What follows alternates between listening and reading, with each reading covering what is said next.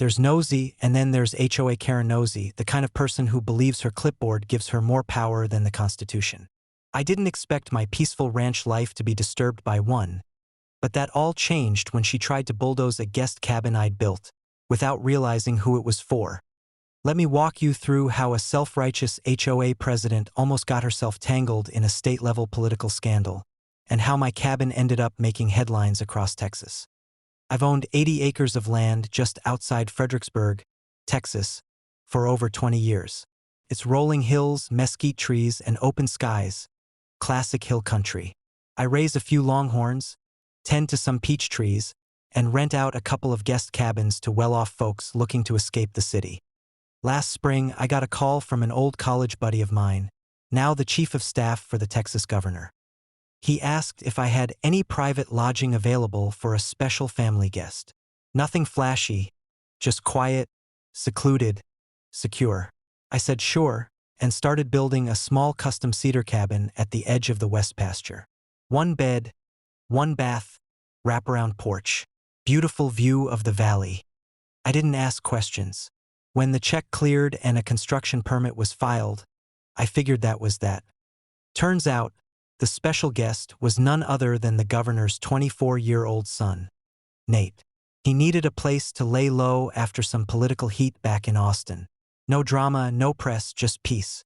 And my cabin was perfect. Everything went fine until Karen showed up. Karen Whitmore, president of the Cedar Bluff Trails HOA, a group of transplanted suburbanites who'd bought up the 5-acre plots just north of my ranch a few years ago. Their development borders my land on one side, and they've been trying to expand their reach ever since. Karen has a reputation. She files complaints over unauthorized tractor noise, sends passive-aggressive emails about dust clouds. Once, she claimed my cattle were disrupting the wildlife ecosystem. My cattle. But this time, she saw the new cabin going up and decided it was illegal construction. She marched up with her clipboard, demanded my building permits, and when I refused to humor her, she threatened to get the county involved. I told her plainly that this was private land, outside HOA jurisdiction, and fully permitted through the county. She didn't like that answer, so she called the sheriff.